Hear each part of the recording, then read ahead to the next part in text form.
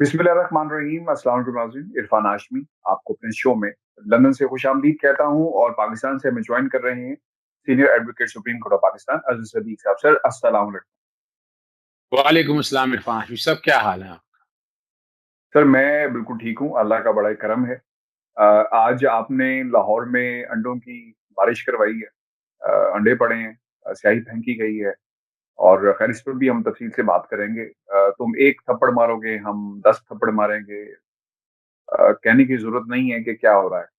अच्छा सर, दूसरी बात ये है कि आज की सबसे अहम खबर, हुकूमत का मुतालबा है इलेक्शन कमीशन ऑफ पाकिस्तान से कि इस्तीफा दें। Number one. Number two, justice काजी फायज ईसा ने सर आज जो कुछ कहा, रिमार्क्स दिए, इस पर मैं आपका मौक़िफ़ भी जानना चाहूंगा और तफसील से इस पर भी बात करेंगे, क्योंकि गवर्नर पंजाब के बारे में जिस तरह के सवालात इस तफसार अदालत की तरफ से किया गया, उस पर बात होना बहुत ही जरूरी है। एज अ लॉ स्टूडेंट और एज अ पाकिस्तानी और एज अ तालिब इल्म, मैं ये जानना चाहूंगा कि कानून क्या कहता है। मरीम नवाज कहती हैं कि कल देखा जाएगा, पता नहीं कल क्या होने जा रहा है सर, इस पर भी तफसील से हम बात करेंगे। सर पहली जो खबर है, इलेक्शन कमीशन ऑफ पाकिस्तान से अब मुतालबा कर दिया गया है कि जनाब आप पर हमारा एतबार नहीं रहा, इतमाद नहीं रहा। आप एक न्यूट्रल एम्पायर की का जो किरदार है उसे अदा नहीं कर रहे, लिहाजा आपको घर जाना होगा। जब आप स्टेक होल्डर्स की बात नहीं सुनेंगे और आपके फैसलों के अंदर जो आपको न्यूट्रलिटी नजर नहीं आएगी, एक यकतरफा फैसले आपको नजर आएंगे, तो फिर हुकूमत वक्त हो या कोई भी शख्स हो, ये फैसला करने का इख्तियार रखती है कि आप घर जाएं, मुतालबा करने का इख्तियार रखती है। Sir, your take on this. बहुत शुक्रिया इरफान हाशमी साहब। आपको याद है हमने अपने वीलॉग में बात बड़ी वाज़ेह तौर पर की थी और उसकी बुनियादी वजह इस्तीफे का मुतालबा कर दिया है। पॉलिटिकल का है, उसको मुतालबा वो कर सकते हैं, उसकी रीजन देखें। आपको याद है मैंने दो बड़ी वजूहात आपके सामने में रख दी। एक तो आपको प्रेस रिलीज याद होगी, अल्हम्दुलिल्लाह हमने साफ और शफाफ इलेक्शन करा दिए। ओ भाई, अभी तो इलेक्शन आप देखें, आप एक एडमिनिस्ट्रेटिव अथॉरिटी हैं और आप जुडिशियल अथॉरिटी भी हैं। आपको पता है इलेक्शन कमीशन के अगर अहकामात कोई नहीं मानता या इलेक्शन को इलेक्शन कमीशन को तौहीन अदालत का इख्तियार मौजूद है, जो जी। तौहीन अदालत कानून फराहम करता है। अब यही काफी है समझने के लिए। और उस प्रेस रिलीज ने सारा कुछ बात क्लियर कर दी थी और मैंने आपको वाज़ेह तौर पर कहा था कि ये केस बनता है सुप्रीम जुडिशियल काउंसिल में भिजवाने का। अच्छा, वो मैं इसलिए बात कर रहा हूँ कि इलेक्शन कमीशन रेजिग्नेशन का इख्तियार तो मौजूद है। आइन का आर्टिकल अगर आप सिर्फ देख लें, ये 215 का सब आर्टिकल 3 है, जिसके अंदर इख्तियार है इलेक्शन कमीशन और यानी इसमें चीफ इलेक्शन कमीशनर होता है, 4 मेंबर होते हैं, सुबह के चारों को इख्तियार है अपने हाथ से लिख के इस्तीफा दें सदर पाकिस्तान को और मुस्ताफी सफर होंगे। वो अपनी कंसेंट के देना है। वो इमरान खान साहब या काबीना के कहने पे इस्तीफा क्यों देंगे? कोई इतनी जबरदस्त पोस्ट होती है भाई, इतनी एमॉलमेंट है। यानी वो साकिब, जैसे साकिब उस्ताद साहब का तो एमॉलमेंट याद आ आगे, वो जरा इनके भी तो सामने लेकर आए कि ये कितने पैसे लेते हैं, कितने एडवांटेजेस ले रहे हैं, कितने फायदे ले रहे हैं, तो आपको समझ आ जाएगी कि ये क्या पोस्ट और 5 साल के लिए है। याद रखिएगा, एक जो अगली बात है आपके सामने मैं रखना चाहता हूँ, 5 साल के लिए आइन का आर्टिकल 215 है, 215 के अंदर ही लिखा हुआ है जो ये 5 साल के लिए रखता है। और दूसरी बात मैंने आपके सामने वजह बताई थी कि तौहीन अदालत कमिट की है सुप्रीम कोर्ट के अहकाम की, जो कहा था कि ठीक है आप सीक्रेट बैलेट तो है लेकिन आप मॉडर्न टेक्नोलॉजी यूज करें, क्यूआर कोड और सारा कुछ हमने हेयरिंग के दरमियान देखा था, जो 4 जनवरी से लेकर 25 फरवरी तक समाप्त गई थी और 1 मार्च को फैसला कर दिया था। और इलेक्शन कमीशन ने उसके बाद वीडियो आने के बाद कुछ नहीं किया, कई दरखास्तें लिखी। जो आर्टिकल 218(3) है वो वायलेट हुआ, फ्री फेयर ट्रांसपेरेंट और करप्ट प्रैक्टिसेस गार्ड नहीं कर सके। ये तो रिकॉर्ड की सारी चीजें हैं। लेकिन उससे कबल एक मैं चीज आपको बड़ी तारीखी बात बताना चाहता हूं। मैं 2005 में लेके जाऊंगा आपको मिसाके जमहूरियत में। जब मिसाके जमहूरियत हुआ, चार्टर ऑफ डेमोक्रेसी या charter of reconciliation, charter of डाका कह दें आप, या लूटमार का तरीकाकार जब तय हुआ कि एक बारियां कैसे लेनी है, तो उस वक्त 3-4 बड़े फैसले हुए थे। ये तय हुआ था कि इंटरम सेटअप जो लाना है, निगरान वजीर आजम या केयर टेकर वजीर आजम या वजीर आला जो लाना है, وہ مل ملا کے لانا ہے، جانے والے نے اور آنے والے نے، حکومت وقت سے اور اپوزیشن لیڈر نے۔ اسی طرح الیکشن کمیشن کا بھی یہ طے ہو گیا تھا، چیف الیکشن کمشنر بھی آپ نے طے کرنا، چیئرمین نیب کے حوالے سے بھی، اور آئین کی 18ویں ترمیم جس نے گلا گھونٹ دیا، یہ ساری ترامیم اس کے اندر آ گئی تھی۔ آپ یہ جو موجودہ دو ممبرز ہیں وہ بیسیکلی تو پچھلا الیکشن کمیشن جو تھا یہ دو ممبر تعینات کرنے کے علاوہ، اور چیف الیکشن کمیشن سے پہلے وہ نواز شریف کی گورنمنٹ نے تعینات کیا تھا، اور اسی تعینات کیا تھا کہ اگلا والا دور جو ہے ان کا آنا ہے، تو وہ بیٹھ کے جب باریہ پیپلز پارٹی کا آنا ہے تو ان کی وہ قسمت وہ ان کی وہ کام نہ کر سکی، اور یہ آپ نے سارا ریکارڈ دیکھ لیا، یہ طے ہے، بالکل یعنی صحیح۔ یہ چیزیں ساری گراؤنڈ کے اندر بیٹھ کر یہ گراؤنڈ ورک انہوں نے کیا ہوتا ہے۔ اور اب اگلی بات جو آپ کے سامنے میں رکھنا چاہتا ہوں، دیکھیں کہا بھی گیا جب یہ چیف الیکشن کمیشن کو لگایا گیا تو عمران خان صاحب کو کچھ لوگوں نے ان کے اپنے کابینہ نے کہا کوئی نہیں ہے، یہ فیئر اینڈ یہ بالکل غیر جانبداری سے کام کرے گا، لیکن غیر جانبداری تو آپ کے سامنے نظر آ گئی۔ ٹسکا کا الیکشن آپ کے لیے سمجھنے کے لیے کافی ہے، سینٹ کا الیکشن آپ کے لیے سمجھنے کے لیے کافی ہے، لیکن اصل جو سب سے اہم ایشو ہے نا، وہ جو آرٹیکل ہے وہ 215 کا سب آرٹیکل 3 ہے، یعنی ہوں، الیکشن کمیشن یا چیف الیکشن کمیشن کو نکالنا ہو ممبرانس کو ڈسبینڈ کرنے کا بھی کہا ہے، تو اس کا طریقہ کار ہے اسی طرح نکالنا جیسے سپریم جوڈیشل کونسل کا جج نکالنا ہے۔ آپ کے سامنے ایک مثال موجود ہے اور اس کے لیے صدر کو ریفرنس بھیجنا پڑے گا، اور آپ جسٹس قاضی فائز صاحب کے سامنے ریفرنس کے حوالے سے ان کے خلاف ریفرنس موو کیا، اور اگلی ہم نے جو بات کرنی ہے اس پہ تفصیل سے بات کریں گے، جی، اس کا میں طریقہ۔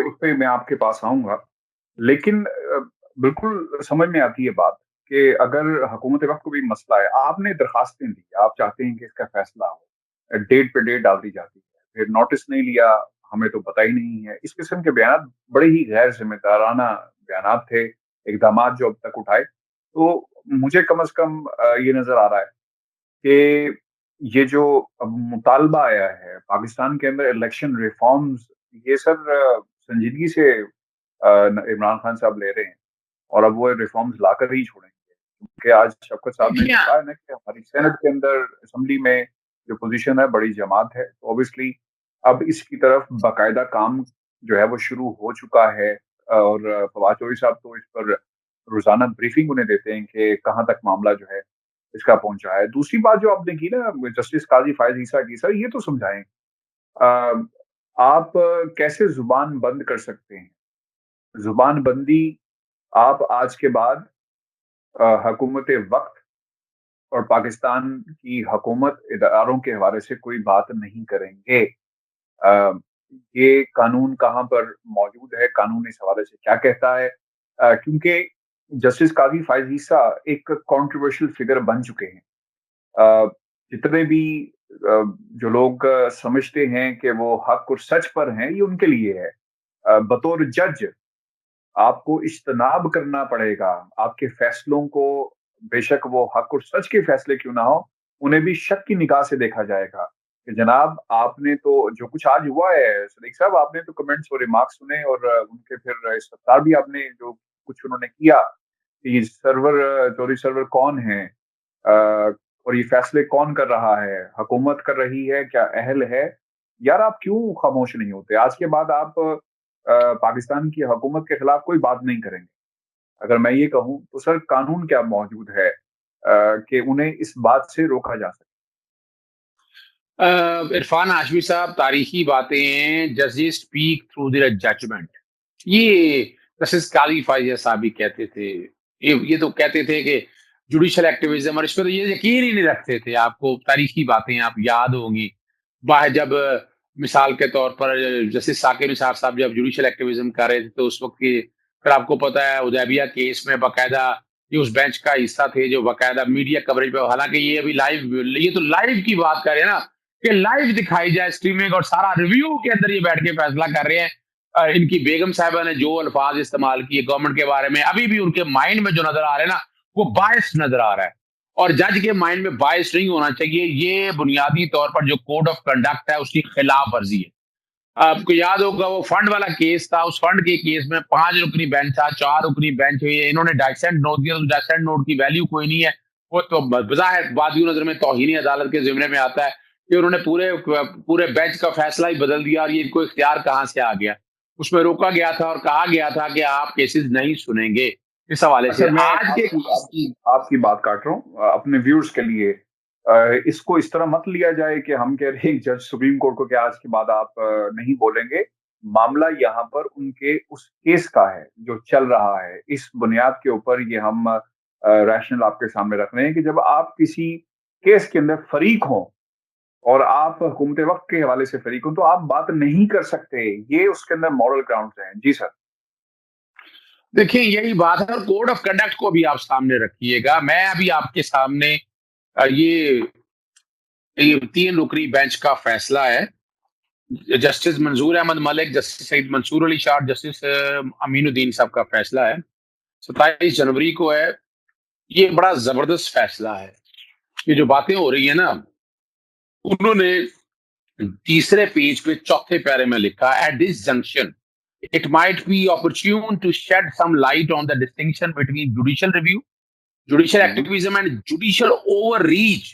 یہ جو کچھ کر رہی ہیں یہ جوڈیشل اوور ریچ ہے، اور یہ منع کیا ہے. یہ سپریم کورٹ کا فیصلہ، یہ 2 رکنی بینچ تھا، ان پہ پابندی تھی اس بات کی. اسی میں آگے اگلے پیرے میں جا کر بات کرتے ہیں both judicial activism and judicial self-restraint operate within the bounds of judicial legitimacy. اب اگلا بڑا مزدار سوال ہے 5ویں پیرے کے اندر. When courts exercise power outside the constitution and the law and encroach upon the domain of legislature or the executive, the court commits judicial overreach. آپ کے سامنے رکھ دیا. یعنی وہ ریمارکس بڑے عجیب و غریب تھے کہ ایک درامد کیا ہے گورنر. یعنی آپ اندازہ لگائیں اس بات کو دارا کیا کرنا چاہ رہے ہیں. آپ کے لیے اور ہمارے ویورز کے لیے بھی جنہوں نے یہ نہیں سنا، کیا گورنر پنجاب وائس رائے ہے؟ اب ہم 2 بار برطانوی راج میں داخل ہو چکے ہیں. دوبارہ برطانوی راج میں داخل ہو چکے ہیں. گورنر پنجاب کو اس لیے درآمد کیا گیا کہ وہ جمہوریت کو تباہ کر دیں. اچھا، مشترکہ مفادات کونسل کی رپورٹ خفیہ کیوں رکھا گیا ہے؟ ٹھیک ہے، نہیں رکھنا چاہیے، ان کا ایک اپنا ہے. اور پھر وہ یہ بھی کہتے ہیں حکومت ملک چلانے کی اہل نہیں ہے یا فیصلے کرنے کی. سر، جب آپ کا کیس ہی حکومت کے خلاف اور فریق ہو تو پھر آپ کو اجتناب کرنا چاہیے. عرفان ہاشمی صاحب، بڑا دکھ اور افسوس کا مقام اس کانٹیکس میں بات کر رہا ہوں. یہ تو کیس ہی نہیں ان کے سامنے. کیا وہ گورنمنٹ کی لیجیٹمیسی دیکھنے کے لیے بیٹھے ہوئے ہیں؟ اور آپ صرف سمپل سی بات ذہن میں رکھیے گا، یہ کیس ان کے پاس ایک اپیل چل رہی تھی. اپیل کے دوران یہ معاملہ آیا، اور اس کے درمیان جو یہ ریمارکس آ رہے تھے وہ وہی بولے ہیں. دوسرے جج صاحب جو ساتھ بیٹھے تھے غالباً میں نے تو ان کا کوئی ٹکر دیکھا نہیں ہے. میں نے کوئی ٹکر ایسا نہیں دیکھا. اور بڑی زبردست بات کہتے ہیں آرڈیننس پہ انہوں نے کوئی ریمارکس دیے. آئین کا آرٹیکل 89 ہے، آپ وائلیٹ کر رہے ہیں کانسٹیٹیوشن. وہ گورنر کو آرڈیننس پاس کرنے کا اختیار دیتا ہے، یعنی آپ روک تو نہیں سکتے. اب یہ گورنر یا وائس رائے کے حوالے سے یہ الفاظ ہیں، بھائی آرڈیننس کیا پاس نہیں ہوتے رہے تاریخ میں اندر؟ آپ آئین کا آرٹیکل 89 انلیگل ڈکلیئر کر دیں، آپ کر دیں. جب تک آئین کا آرٹیکل 89 ہے تو آرڈیننس پاس ہوتے رہتے ہیں، کوئی نہیں روک سکتا. اگر آرڈیننس غلط پاس کیا، آپ کا جب چیلنج ہوگا اس کو الٹرا وائلیٹ ڈکلیئر کر دیں.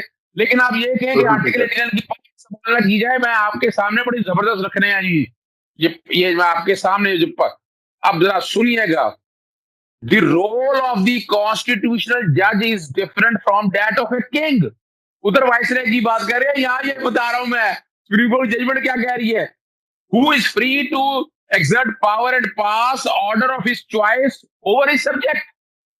When judges uncontrollably treated the path of judicial overreach, they lower the public image of the judiciary and weaken the public trust repose in the judicial. یہاں یہ لفظ بڑے مزیدار ہیں، judicial institution. In doing so they violate their oath. لفظ میں پڑھ رہا ہوں. And turn a blind eye to their constitutional role. Constitutional democracy leans heavily on the rule of law, supremacy of the constitution, and even the judiciary and separation of powers.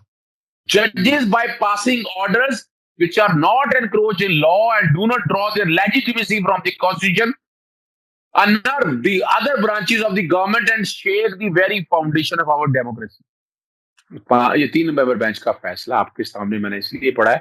اور judicial आप इजाज़त दें, तो मैं इसको एक जुमले में समेट दूँ, क्योंकि वीडियो हमारी लंबी हो रही है, फिर लोग गिला भी करते हैं कि वीडियो लंबी हो गई, क्योंकि मैं जाते-जाते मरियम पे भी बात करूँगा, वहाँ पे भी जो कुछ हुआ है। अगर गवर्नर पंजाब वायसराय हैं, तो ये जज साहब किसी बादशाह से कम हमें दिखाई नहीं देते अपनी ये अदालत के अंदर। और जजमेंट यही के अंदर यही और यही इस फैसले के अंदर, इसी जजमेंट के अंदर लिखा हुआ है। सर, मरीम नवाज़ पिटीशन ऑब्वियसली दलाइल वहाँ पर जो हुए, आपको कंट्रोवर्सीज़ वहाँ पे भी मंडरा रही हैं। कुछ लोग कहते हैं कि कहा गया कि ये इदारों के खिलाफ बोलती हैं, ऐसी बात हुई। इस पर भी क्विकली कमेंट कर दीजिएगा। और मरीम नवाज़ को पता है सर कि अब मकाम उनका क्या है और मंज़िल क्या है? अच्छा, मैं इरफान हाशमी साहब आज मैं अदालत में मौजूद था। यानी वो जो अंदर सो कॉल्ड सहाफ़ी है, हमारे अंदर चंद एंकर हज़रात हैं जो उनके गालिबन पेरोल के ऊपर हैं। उन्होंने सिर्फ़ वो 3-4 लाइनों को उठा लिया कि जनाब इदारों के बारे में बात करने के लिए ये इस वज़ह से बेल फाइल कर दी है। कमाल की बात है, आज कोर्ट के अंदर एक भी लफ्ज़ भी आर्गू नहीं हुआ इस बात के ऊपर। और उन्होंने बड़ा लीगल ग्राउंड पे बात की कि इनको नोटिस दिया गया, जनवरी में ये पेश नहीं हुई। फिर नोटिस दिया गया, पेश नहीं हुई, और 10 अगस्त 2020 को जाकर इन्होंने हमला कर दिया नैब के ऊपर। आपको याद है, पत्थर लेकर गए और जो कुछ हमारे पर्चा दर्ज हुआ वो पर्चे का जिक्र किया। और फिर उन्होंने कहा कि इनको कोई नोटिस दें तो ये सियासत गठजोड़ की बयान लगाती है। हमने तो इसलिए कहा कि ये जलसे जुलूस कर रही थी, नोटिस नहीं दिया। फिर जिमनी इलेक्शन आ गए, फिर सेनेट का इलेक्शन आ गया, और हम क्या करें, ये तो बेल का मिसयूज कर रही है, बेल की अथॉरिटी के कॉन्टेक्स्ट में। और यही वो सवाल जो पूछे गए थे कोर्ट ने कि आप ये बेल कैंसिल क्यों कराना चाहते हैं। तो ये हर एक का कान और कान, मुंह और हाथ जरा खोल के सुन ले कि ये जो बैठे मुंह बैठे फैलाते रहते हैं। ये भी कहा कि सुप्रीम कोर्ट ने कैंसिलेशन के लिए किया, लेकिन आप कैंसिलेशन के लिए नहीं आए। आपने एक रिलीफ दिया, एक एडवांटेज दिया, वो एडवांटेज आप वापस लें। ये वो कंडीशन थी, वो कंडीशंस को मिस यूज कर रही है। इसलिए 7 अप्रैल के लिए नोटिस जारी हुआ है वफाकी हुकूमत को भी और मरियम नवाज साहबा को भी जवाब दाखिल करने के हवाले से। बिल्कुल सही, बिल्कुल सही है।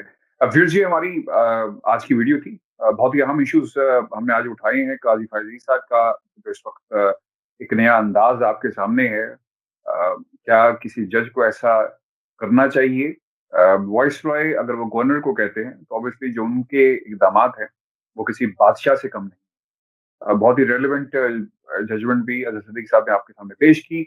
और इस वक़्त इलेक्शन कमीशन ऑफ पाकिस्तान का जो किरदार है, वो भी पूरी कौम देख रही है। और इलेक्शन कमीशन को अपने फैसलों के हवाले से दोबारा इस पर नज़रसानी करनी होगी, क्योंकि अब हुकूमत ने ये फैसला कर लिया है। जो हमारे सोर्सेज़ हैं और जो इस वक़्त जो काबीना और इमरान खान की हुकूमत जो सोच रही है कि जल्द से जल्द रिफॉर्म्स लेकर आए जाएँ। अगले 30 माह बहुत ही इम्पोर्टेंट हैं इलेक्शन रिफॉर्म्स के हवाले से। और दूसरी बात, इमरान खान की हुकूमत ने, और ऑब्वियसली जो इस वक़्त काम हो रहा है कि राब्ता मुहिम जिसका ज़िक्र हम बार-बार अपनी वीडियोज़ के अंदर करते हैं, की जाएगी, तो ये हुकूमत आइंदा बचेगी। अगर अवाम के साथ राब्ता मुहिम नहीं शुरू हुई और तंज़ीम-साज़ी नहीं हुई, तो पंजाब के अंदर हालात बहुत मुश्किल हो सकते हैं, क्योंकि वहाँ पर ऑप्शंस बहुत कम हैं। क्योंकि आपने कुछ लोगों को जो है वो टिकट्स जारी करनी है, तो बाकी कहाँ जाएँगे? तो फिर ज़ाहिर-सी बात है, सेकंड ऑप्शन है नून लीग का, पीटीआई के बाद फिर पाकिस्तान पीपल्स पार्टी का टिकट लेना पंजाब के अंदर कम से कम एक खुदकुशी से कम नहीं है। तो ये तमाम चीज़ें बहुत ही इम्पोर्टेंट है। व्यूअर्स, ये हमारी वीडियो थी, अपने कमेंट्स हमें ज़रूर भेजिएगा। इस वीडियो के फौरी बाद आप प्रोग्राम आखिरी शो देख सकेंगे, और उसमें आज कुछ मीडिया के हवाले से कुछ वीडियोज़ हैं, कुछ अहम पैगामात हैं जो हम आपके साथ शेयर करेंगे, और किसका क्या किरदार रहा, इस पर तफसील से बात होगी। मुझे और अज़हर सिद्दीकी साहब को इजाज़त दीजिए। अल्लाह ने